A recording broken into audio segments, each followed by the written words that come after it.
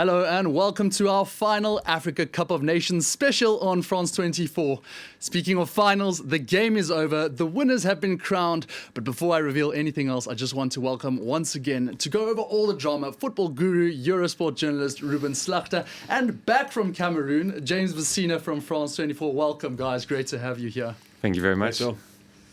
Senegal are champions. The Lions of Teranga have beaten Egypt to win their first ever African Cup of Nations title. And after no goals in 120 minutes, it all came down to penalties.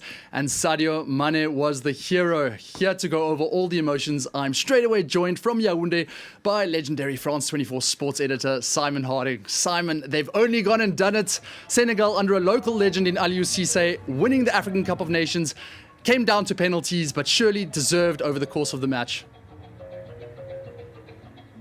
Yes, it's not the way we expected Senegal to win this Africa Cup of Nations, because they were the favourites coming into this game against the Pharaohs, who had played 90 extra minutes in the build-up to the final. But Senegal have finally got that star on their jersey, finally will be considered, and rightly so, as one of the best footballing nations in Africa. And who better, as you mentioned, than Sadio Mané to blast in that winning penalty after the Liverpool forward had, of course, missed a penalty just 5 minutes into the match. Senegal, who are rewarded for all their hard work and their excellent form in the past years, reaching the final in 2019 of the Africa Cup of Nations, then within a whisker of qualifying for the knockout stages of the World Cup in 2018, and of course now all the hard work and the perseverance put in by Aliou Cisse has paid off. A fantastic tournament by the Lions of Teranga, who started very slow, first team to qualify with just a goal scored in the group stages, but then who took the knockout stages by storm. Performance in the final that was good. They died down, maybe got a little bit tired towards the end of the 90 minutes and then an extra time, but they held their nerve to win the penalty shootout, much to the delight of many of the people inside the Olympic Stadium and across Africa. Thanks, Simon. Well, coming to you, Ruben, I mean, what an extraordinary result for the nation, and what a good, I guess you could say, journey to the final for Senegal. Deserved ultimately. They were the team that found their groove. They were by far the best team in this tournament. So just only for that, it's great that they've won it. The story is great because it's the first time they win this tournament. So that's good, but let's not forget that they've played by far the best football during this tournament. Even today, I thought that even today they had a great performance, and you should also give a lot of credit to Egypt for defending incredibly. I mean, this was not by no means the 0-0 we saw in the semi-final between Egypt and Cameroon, which was quite a dull match. But today, there were two teams really going all out for the win, and it's really special that they win it on penalties at the end, because you were feeling at one point that it would go Egypt's way, and that's where Senegal stepped, where they stepped up, and during that nail-biting penalty shootout, they were just it's an incredible end to the tournament. Yeah, I mean, Ruben's talking there about how Egypt have managed to do this probably on a number of occasions. We saw it against Ivory Coast. They suffocated the game against Morocco, and then against Cameroon, hosts. It almost looked like it was going to happen again, James, but not quite this time. Yeah, it's almost, the winning formula for them, and it's quite impressive when we look at the number of goals that they've scored in the tournament so far, until today. And when you look at it, really, it's, as Ruben was saying, things could have gone either way, I think, in the penalties especially, and we know how well they've done on penalties throughout the tournament, something they clearly prepared for, and which has got them as far as they got. But I think fully deserved for Senegal, and for Mané to take that final penalty, it's the end of a beautiful story for them, and finally they do get that first star. But for Egypt, it's not the most exciting football that we've seen, far from it. It's a heartbreak for Mohamed Salah, as we saw him on the pitch afterwards. We know what he would like to go on to with that, of course, and with other goals in mind afterwards. But for the rest of the team, apart from that, we haven't seen them shine as we have seen with Senegal. That's for sure. goal-getters, and what a victory for the Lions of Teranga. For all the reaction right now, in the boiling cauldron of the winning nation, we're joined live by Moma Lo from the fan park in Rufisque, just 30 minutes outside of Dakar. Moma, your country has done it. Champions for the first time. How does it feel? It seems that Moma can't join us right now. Maybe the party is just a little bit too big there in Dakar. Well, for Egypt, though, it's all over. And what a whirlwind it has been as a tournament in footballing terms. There have been upsets. There have been defensive masterclasses, goals, red cards, controversies, and VAR. For all those talking points, though, it's worth remembering how we got here. Here's France 24's Joe Keane with a roundup. Cameroon started the tournament off with an impressive 2-1 victory against Burkina Faso in Group A. Vincent Aboubakar's double gave the five-time champions the win.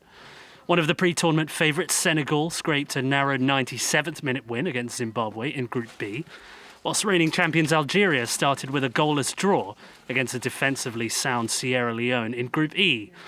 Another favourite, Nigeria, took a narrow but dominant win against Egypt in Group D. Kelechi Iheanacho's strike is enough to seal the points for the Super Eagles. In Group F, 2004 champions Tunisia then lost to Mali in a highly controversial game following refereeing errors. In their first ever AFCON appearance, Gambia grabbed a crucial 1-0 win against Mauritania. The Comoros, playing in AFCON for the first time, began with a 1-0 loss to Gabon in Group C. As the group stages wrapped up, cup holders Algeria were stunningly knocked out, following a 3-1 loss to Ivory Coast after a poor start to the tournament. In another shock, Ghana failed to make the next round after losing a thrilling match 3-2 to debutants Comoros. Newcomers Gambia finished their group stage campaign with an emphatic 1-0 victory against Tunisia. But the Eagles of Carthage still managed to scrape through to the last 16. Equatorial Guinea and Burkina Faso also went through. The first knockout stage match began with a shock, as high-flying Nigeria were knocked out after losing 1-0 to Tunisia, following a Youssef Masakni goal and an Alex Iwobi red card. Another surprise result followed as much-fancied Ivory Coast were knocked out on penalties following a goalless game against Egypt. Host Cameroon, however, held on strong, winning at the expense of Comoros in a 2-1 win in Yaoundé. Senegal and Morocco both went through, with Cape Verde and Malawi the teams to fall away.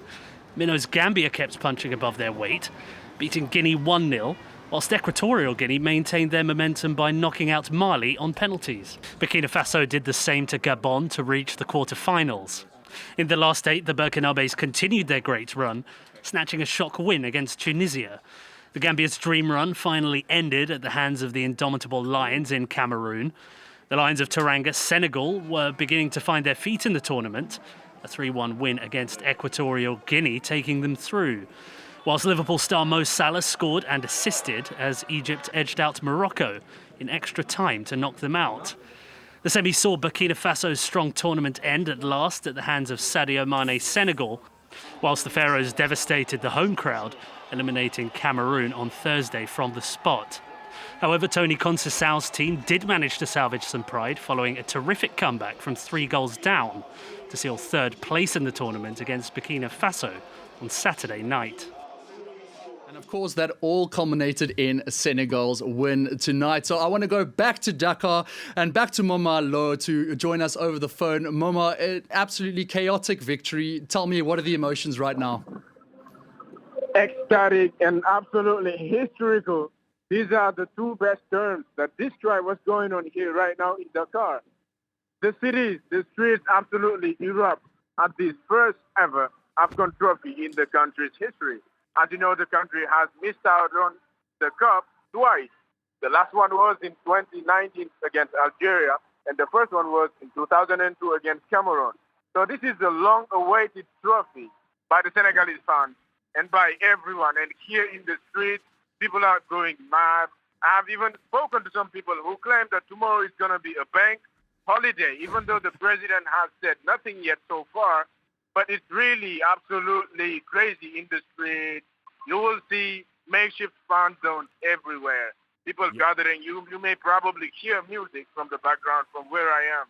People are just going nuts, women, children. Everybody's just celebrating out in the street. It looks like today, nobody's going to sleep, and tomorrow as well, people may not go to work. Just to tell you what it means to the Senegalese fans and to everyone. This trophy is like the holy grail that they have been waiting. After a very frustrating beginning of the game, as you were watching, Sadio Mané missed out on the penalty, missed it, and then he came back to score the final shootout penalty of the game. So this was really a very special night for the Senegalese fans. Everybody just is going mad in the street. It's absolutely emotional. This has never been seen in the country's footballing history, as the first star is going to be printed on Senegal's footballing jersey at last. And isn't it so deserved, Mama? And I'm told, you actually told me that you were wearing your Senegal jersey. Unfortunately, we can't see it. But I just hope you get some rest and enjoy the occasion. What a tremendous night for you and your nation. Congratulations. Thank you so much. Thank you so much. Love from Dakar. Thanks, Mama. Well, over to Simon again. I just want to discuss Egypt now. They ran the distance. They produced some real defensive masterclasses, as we mentioned. They only scored 4 goals throughout the entire tournament, but ultimately just fell short. Where to for Carlos Queiroz' men?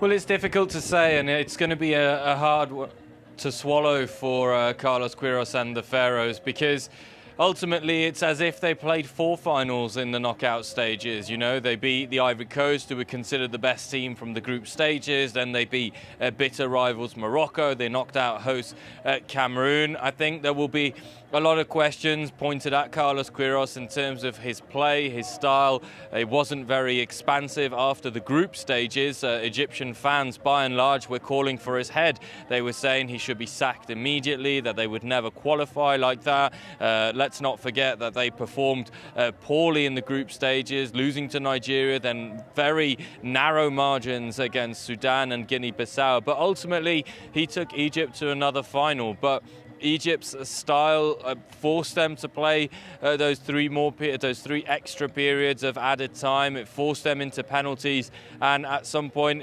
you had the feeling that this Egyptian side would crack, and that's exactly what happened. 2 penalty takers who had poor penalties in the game. It's a difficult one to swallow, but you know, Egypt won't have a lot of time, Jean-Emile, to really think about it, to linger on this defeat, because in a few weeks' time they're going to be playing Senegal again in the World Cup qualifier. So an opportunity for the Pharaohs to get some sort of revenge on losing the Africa Cup of Nations. But of course, you know, we saw the sadness. The players were distraught. Mohamed Salah, the 5th penalty taker, incomprehensible perhaps. That's a debate to have, whether or not your best penalty taker should be the last ones to take a penalty, because had an extra penalty from Egypt gone in, then perhaps they wouldn't have been in the situation they were. But certainly this Egyptian side, with the squad they had, with the tactics they had, did very well to get that far and beat some of the top nations in Africa. So overall, they will probably be quite happy with the performance, but it's just always an agonizing loss to lose on penalties in a final. Agonizing indeed, Simon. Well, for other players, from goalkeepers to defenders, midfielders, wide men and strikers, this tournament has produced some real standout performers. Of course, it's difficult to look past the teams who reached the final, but between Ruben and James, they've come up with that fearsome 11 who they believe is the team of the tournament. Ruben, what can you tell us? Who do you believe deserves to earn their spot? Well, I think there were some discussions, but there's also some players that really stood out for a long time, and also some surprising names. Saliou Ciss, for example, for Senegal, is not the player we were expecting to be one of those star players. So yeah, that was a pleasant surprise. Vincent Aboubakar as top scorer is a logical choice. Mané and Salah, you can't miss them out, and of course Gabaski as the goalkeeper of Egypt after tonight, but also of all the heroics he has done in all those penalty shootouts. Yeah, that's a logical choice as well. Maybe the surprising names would be probably Franck Kessie from the Ivory Coast, because he played only 3 matches. Well, a little bit more than 3, but he got out against. He got out injured against Egypt, but he was probably the most impressive player in the whole group stage. So, and Blati Touré for Burkina Faso and Tapsoba for Burkina Faso as well were two of those players who really showed us that incredible team spirit the Stallions has shown us. So, yeah, you can discuss, of course, always about all those players, and that's also what makes football a lot of fun. But, we were quite agreeing about it. Yeah, then, James, you see those 3-star men at the top. I mean, they really carried their nations, in effect. You've got Mo Salah and Sadio Mané in the final. Vincent Aboubakar just missing out. Is there anyone that you see that we've discussed who you would have put in possibly and who maybe would have pushed for that spot? Well, I think when you look at, especially after tonight's performances, how high do you put Salah up there today? I mean, of course, we know how much he carries Egypt. How much did he actually produce for the team? It's not down to him, of course. He's there to receive balls, but when they don't come, well, he's limited in what he can actually do. We know how much of a brilliant player he is and how much he wanted this tonight. But I mean, we can't ignore the caliber from his side. And again, we were looking at it, and I think, we've got Moussa Barrow in there, and I think this tournament has definitely been a lot about some of the surprises that we've seen. Before tonight, we were wondering whether or not to put Aboubakar Gay, the Gambia's goalkeeper, in there as well. And that would have been a fair choice, because I think this was about discovering some of these smaller teams who'd never made it so far, and who put on some really brilliant performances. But all around, I think we've got quite an eclectic team up there, which really does sum up a lot from this competition. And Ruben, we were speaking earlier then about also Gabadinho possibly in for Barrow. He performed very well for Malawi. You just wanted to put in a special mention there. Yeah, well, I mean, those are the kind of players why you were watching a football match for. And he was their star player before the tournament. And if, like Barrow, they show up like they did, I think that's so impressive. With all the pressure on those players, we were talking about Mané scoring the winning penalty. That's incredible if you can keep your nerves, especially when you when you miss a penalty during the match. But what Mango did during those games, it was just such a pleasure to watch. And teams like Malawi and Gambia, they surprised us. So that's also the charm of this tournament. And he is, those players are really the symbol also of those underdogs, giving us a real a treat by watching those games. So that's would love to add him, but there are only 11 spots in the team. And a treat with a lot of goals too. Simon, I just want to talk to you quickly about Vincent Aboubakar. He scored 8 goals across the tournament. A phenomenal achievement, puts him up with the ranks of Samuel Eto'o. Just tell us how big of an achievement that is to carry your team like that. Well, the biggest achievement is that Vincent Aboubakar and Carl Toko Ekambo really scored the most goals for their team. I think they were the only goal scorers, in fact, almost until the third place playoff where Stefan Boakeng also got one. But Vincent Aboubakar exemplified what it is to be a captain. He scored the penalties against Burkina Faso. He scored a goal against Cape Verde. He scored headers, left foot, right foot. So he really played as the complete striker. And I think his comments after the semi-final loss against Egypt, where his team didn't play as a team, well, were very brave. They embodied what a good captain should do. And I think Ruben will disagree with me. I think that's what he said in the show the other night. But from my point of view, it's certainly, you have to have players with character. It seems that nowadays you don't have players who are capable of saying hard truths and receiving hard truths. And you saw exactly what happened when he came on against Burkina Faso in the third place playoff. The game changed immediately. He was on cue to score the goals. Okay, they're big defensive mistakes on both the headed goal for the second and the third against Burkina Faso, but no player even came close to his tally of 8 goals in this competition. And considering that Cameroon possibly didn't have the best team behind Aboubakar, it goes to show even more how important he was, because when he did have the chance, he had to put it away. And there are very few shots on target that Aboubakar actually took that finished in the bottom of the net. A brilliant tournament from him and Ekambi, as you mentioned. Well, we're looking at the top scorers right now. Gabadinho falls in there, Sadio Mané falls in there, but really there is an absolute massive gap between Aboubakar, Ekambi and the rest. What do you make of the goal-scoring prowess in the tournament? Well, there weren't that many goals, just to start with. I mean, yeah, we have two really real strikers in it, and that's it. So yeah, what can we say about it? I think that Egypt only scored 4 goals, so that's less than Kaltoke Kambi by himself. and the strength of Senegal, well, we've talked about it. They have so many players who can score a goal. So yeah, those real strikers, they're not that many anymore. In general in the game, and we can see it in here. If I may just react on Aboubakar, or don't I have the time to what Simon was saying? Because I completely agree with him on the fact that it's really brave to stand up. But when it seemed almost that he was letting down the rest of his teammates. It was like, okay, yeah, I did a good job, and they didn't perform, or they don't follow me, or so. It also shows the issues Cameroon is still having. They're playing a semi-final at home, and the team falls apart in some kind of way. As a captain, yeah, I mean, I can completely understand his frustration because he is by far their best player.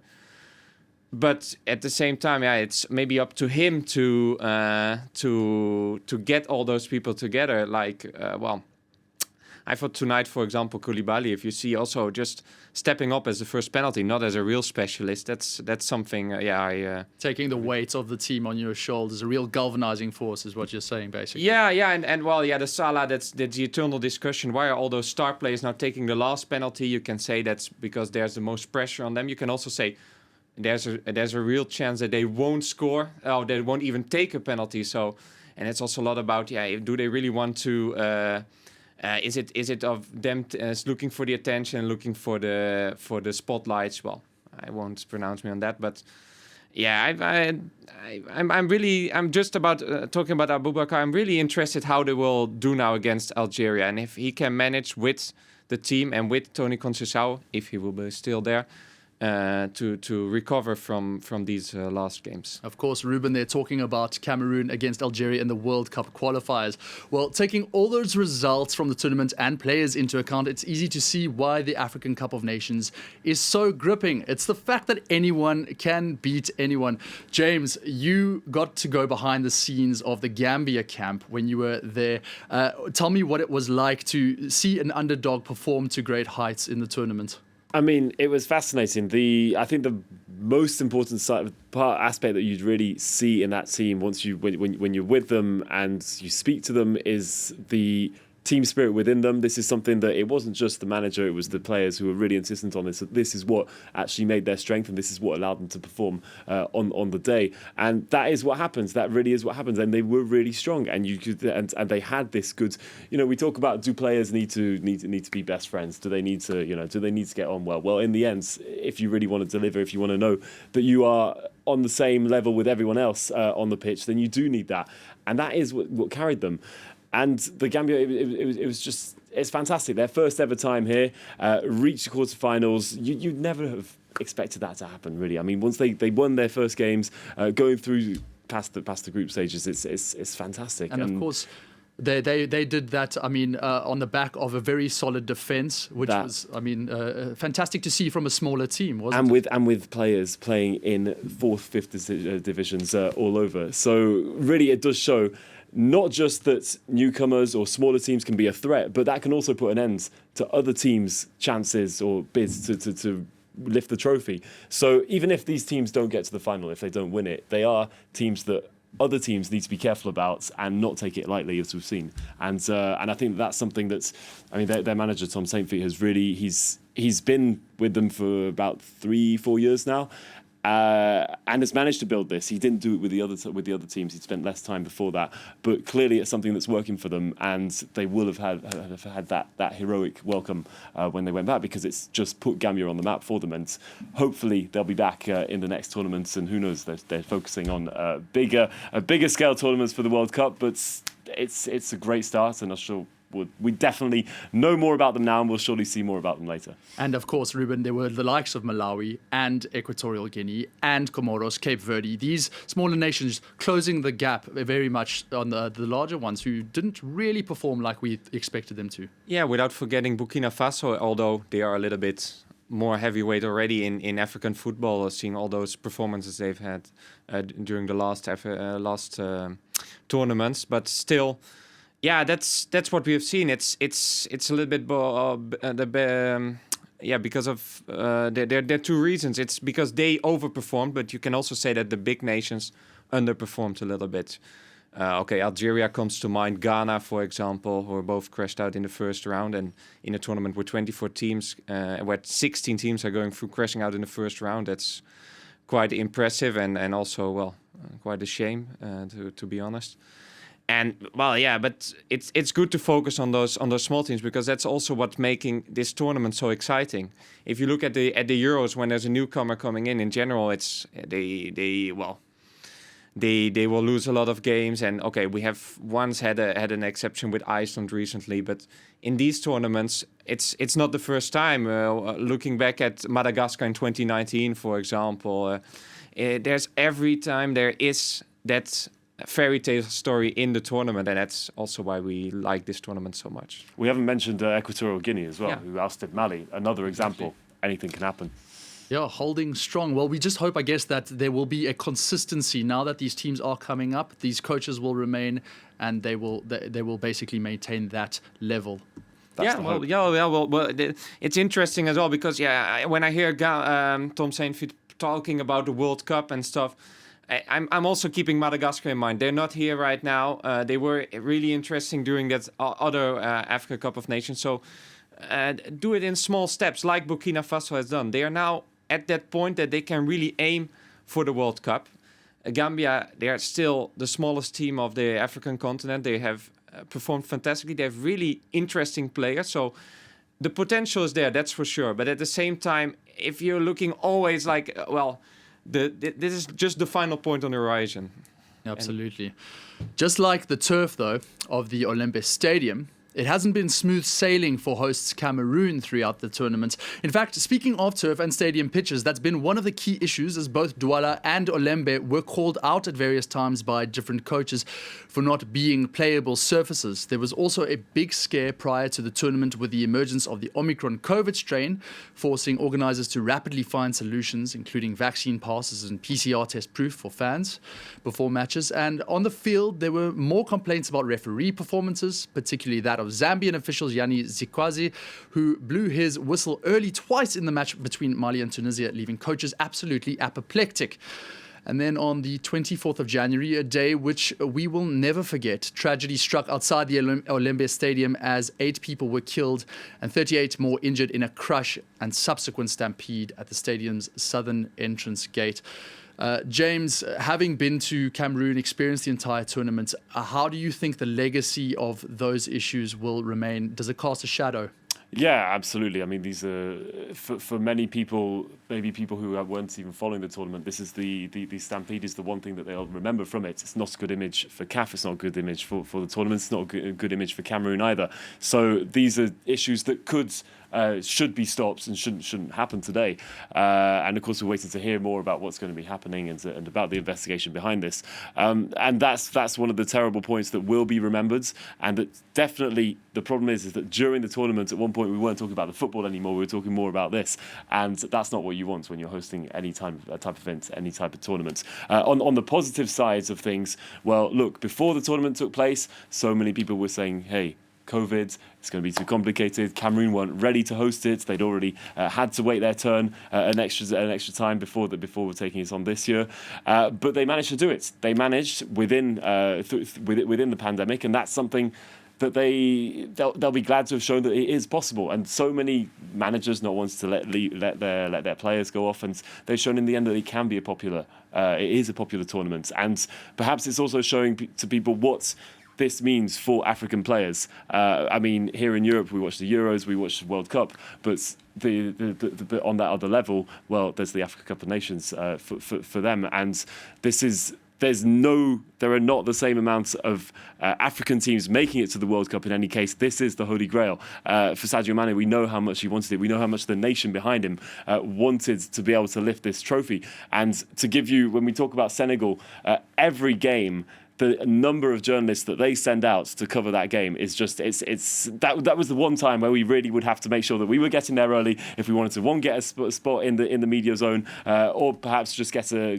lineup, because this was how much they are fully invested. So today we've witnessed the end of finally the crowning of the champions, and it's a beautiful story and something that can happen once again any time. But these are.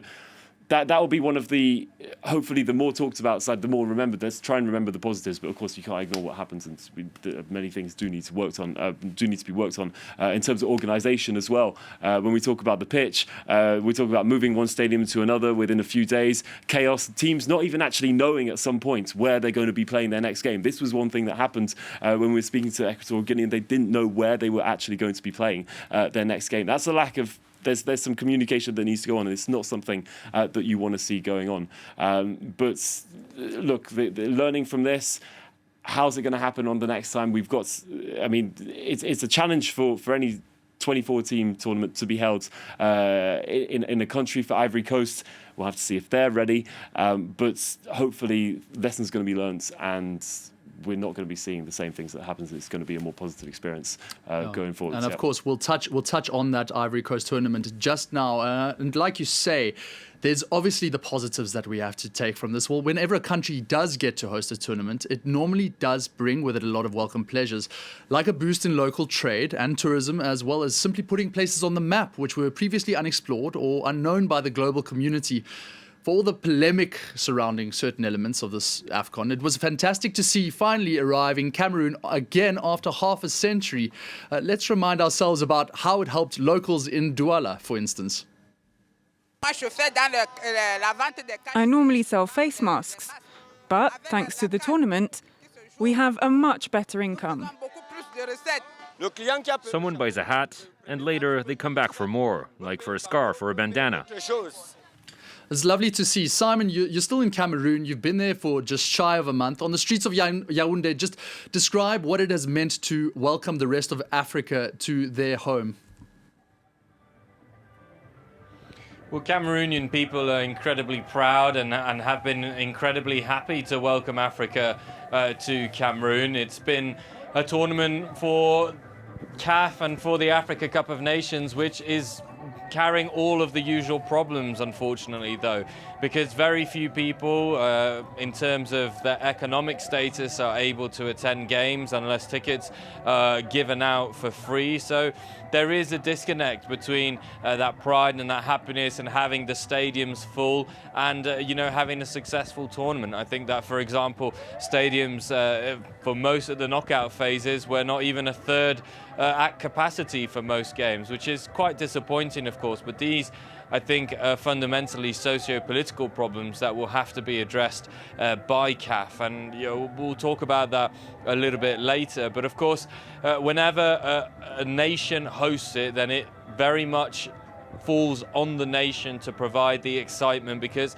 the Africa Cup of Nations is very different to tournaments like the World Cup or like the Euros, where many people travel, have the ability, the funds to travel, and also it's a question of infrastructure. And President Patrice Motsepe brought that up in a question and answer session that we had with him, where he said that if the Africa Cup of Nations wants to move up to the next level, then it has to provide the infrastructure to do that, whether it be hotels, whether it be facilities. We tend to forget that AFCON has moved from 16 to 24 teams in the last 3 years. Egypt was the first edition, but that means that countries need to have more training pitches, more hotels that can host teams, more everything essentially to be able to do that. And at this moment in time, there are very few places in Africa who can do that. South Africa perhaps has that infrastructure. Cameroon now has that. The infrastructure has been built in the Ivory Coast, but it's not quite there yet.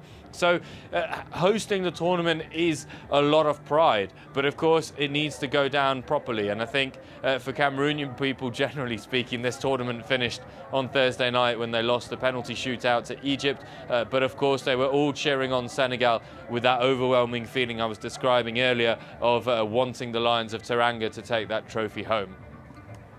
A brilliant final result there for the people of Cameroon, Simon. Well, I just want to stay with you very quickly, Si. just in terms of that infrastructure that you were talking about, who does it fall on? Does it fall on the does it fall on CAF? Does it fall on the local organising committee? Does it fall on the government of the country itself? Who should we look to provide leadership? Well, it's a mixture of everyone, to be honest, because CAF allocates funds to every federation in the country. And once again, funds reaching the proper person and not being misused is a massive problem in Africa. It's something that Patrice Motsepe openly said needs to be challenged and changed if CAF want to achieve their goals, which is in the short term to have Africa reach a Scandinavian type barometer of football, and in the long term be competing with European leagues and and the Euros, for example, in terms of excitement, in terms of TV audiences. So there's a long way to go, and you can see the ambition there. But of course there are things that fall outside CAF's jurisdiction, like security in a country, like a country being able to provide that infrastructure with the funds that are then given. So it is a circle. They are partnerships. They're always partnerships. Everyone needs to work together towards that. But what is key, Jean-Emile, is that the right decisions need to be made, and there needs to be consistency. Now, the Africa Cup of Nations in Egypt was in summer. It's now been in the month of January and February. In a year and a half's time, it'll be in summer in the Ivory Coast. In summertime in the Ivory Coast is the rain season. So is the Ivory Coast going to have pitches that can absorb that amount of rain? It's torrential rain, sometimes weeks of rain without stopping. Is that going to affect the quality of the football? Because we know that if the football's bad, then people probably won't watch it. So these are general decisions and points that need to be taken with consistency and need to be addressed if CAF and the Africa Cup of Nations wants to reach its desired level. Thanks. That's Simon from Yaoundé. We may come back to you just later, but Ruben, we're talking about that next tournament next year. It's only 18 months' time in the Ivory Coast, in the summertime as well. But you were telling me earlier, you had a gripe with the format of the tournament itself. Tell me more about what you think could be improved for next year. Well, this is not only about AFCON, to be honest, but the whole 24 teams format doesn't work. We've seen it during the Euros. We now see it again during the Africa Cup of Nations. I mean, it's not working when you're having so many teams qualified. And now I'm just talking about the entertainment during those games, because as there are so many teams qualifying, they're just all playing it safe. They're waiting for their chances, especially the first matches. We've discussed it earlier. The first round of group stage matches, there weren't any goals or almost any goals. Also, the players coming in quite late, so they were all still adapting to Cameroon. And yeah, if your tournament starts off like this, that's not how you want to have it. We've already had also discussion in the debate early on during the tournament about or bring it back to 16, or why not do it get up to 32? I hear what Simon is saying, and he's totally right. I mean, preparing a tournament where you need at least 6 stadiums, and for 32 maybe even 8 in Africa, that's not easy at all. It's also really expensive. But if you want to have an entertaining tournament and also an entertaining group stage, and what I also want to add is that with the 24 teams, there's a real advantage for the number 1 team of Group A, which is in general the host nation. It's not because it's Cameroon, because we've had the same story with France in 2016, who had all those advantages, not playing a group winner until the semis. That doesn't feel right. It's strange that some teams are getting advantages over others. And it's also strange that when you have four best third teams qualifying, that the first teams who can qualify as a best third, they have no idea what the others will do. So it's no level playing field. So for me, that doesn't work. In an ideal situation, we would go to 32. But okay, I can understand that it's not easy at all. So well, we'll see how CAF will react on it.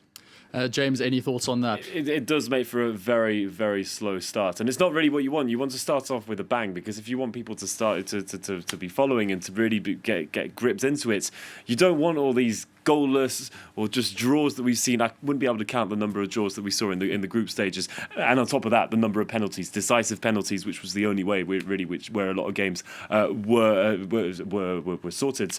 And that's not. It's not the image that you want, and it allows for this very defensive play. Once again, you can scrape through quite easily, just sit back, wait, and it's what we've seen happen very far through. And perhaps we'll be able to maybe get a little bit more of excitement if we do have a change in the format where it isn't the case that most teams who are actually competing do make it through to the knockout stage.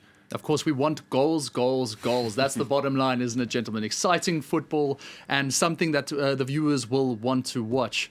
Well, obviously, we've got the World Cup qualifiers for the African teams on the way. A lot of enticing games. Senegal against Egypt again. So we'll see what happens there. But among other intriguing developments for the African game is a potential call by football's world governing body, FIFA, to play a World Cup every 2 years in a similar way to how AFCON has been until now. The idea has been met with a lot of consternation, but over in Africa, it's been well supported, with CAF President Patrice Motsepe telling Simon earlier this week that his federation was completely behind the idea for what it meant for the continent. Let's take a listen. The facts are, if there's a World Cup every 2 years, the biggest beneficiary, the biggest advantages by far will accrue to Africa. So it's a no-brainer. Having said that, you cannot have the World Cup every 2 years without extensive review, assessment, reevaluation, restructuring of the fixtures. From an African perspective, the World Cup every 2 years will significantly increase our revenues and our income and our resources in Africa. Use that money better football infrastructure, better football pitches, better academies, promote women's football, build the leagues in Africa. Simon, just a very quick one back to you. You asked that question. What do you make of those comments, and are you in support of that biannual World Cup? Putting me very much on the spot there, Jean-Emile. Well, let's start with your opening question, which is the reaction from CAF. Patrice Motsepe has a duty to do what is best for his federation and what is best for Africa. And it is true that a biennial World Cup would undoubtedly triple, if not quadruple, funds that go into CAF, that go into African federations, allow more African teams to participate in the World Cup. We know that already with the format increasing to more teams. But of course, the real question, and it's the question that we often ask ourselves, perhaps more from a Western point of view, and that may be wrong, but are those funds going to be allocated to the right place? Are those funds really going to be used to develop women's game? Are they going to be used to develop academies? Are they going to be used to increase the leagues? We know that Africa is putting forward a plan for this new Super League to replace the total CAF Champions League. So there is a lot of work in the pipeline, and what we can say is that Patrice Motsepe is trying to shake things up, and he does come across as a very believable individual, Jean-Emile. Let's not forget that this is one of the richest men in Africa. He's owned the Mamelodi Sundowns in South Africa for a number of years, and he is a businessman, and he is very much approaching his tenure as CAF president as a businessman with the idea of increasing the revenue and the power of CAF and African football. Having said that, my question, a follow-up question to the comments you just heard was, do you not believe that the quality of the game will diminish, that the World Cup will be trivialized? Because the World Cup being every 4 years means that it is the pinnacle of football, isn't it? Every player wants to play in it. We see with the Africa Cup of Nations, for example, Riyad Mahrez didn't run for Algeria. Would other players, not want to perform as much? Would they take it as seriously? Would they not prioritize their club football instead of trying in the biennial World Cup? These are a lot of studies that need to take place. There are a lot of factors that come into play. And it's also a question of calendar, because at a time when players and managers are asking for less and less football matches and that they're overworked, they're too tired, they can't perform properly, well, FIFA and other federations are trying to add more games to the schedule. I'm not sure how that's going to go. So it's a very interesting question, and what we do know is that CONCACAF and the UEFA are firmly opposed to these plans. And almost off the record, I was speaking with a CAF official that I can't name, unfortunately, but he was saying, okay, no to the Biannual World Cup, then that's fine. But give us something in return. Give us something commercial in return. Not in terms of participation, but in terms of commercial prospects and commercial assets. Thanks, Simon. A really fascinating insight. Guys, just in a word, what are you going to take back from this AFCON 2021? Massive excitement from the whole tournament. What would we take back in the whole thing? I mean, in the end, it's finished in Senegal's dream, which they've been looking for so long. I think for Aliou Cissé, he's going to retain his position. Third time lucky for him. That's worked out, and I mean, in the end, that's what we were expecting coming in. We really weren't sure if it was going to happen, and in the end they've managed to capitalise on that. So I mean, this is all Senegal's year. Fantastic for the Lions of Teranga. And Ruben, just one last thing from you. I will add that it's Senegal, fantastic, and also it's really important that the football has won in the end. That's a positive attacking football. I really hope that Senegal will continue like that, because they got more and more exciting during the tournament. So yeah, let's just continue on that, because yeah, we want to have those exciting African teams also during the World Cup in Qatar, and just that they can surprise us again like they did already a long time ago, like the Senegal team in 2002, for example. Thanks so much, Ruben. Well, that brings us to the end of the show for this evening and the end of a truly emotional tournament. Congratulations to Senegal. Thanks to Simon Harding in Yaoundé, James, Ruben in the studio. And thank you for joining us at this African Cup of Nations. We can't wait to see you again in the Ivory Coast next year for the 34th edition. Until then, stay tuned for more news on France 24.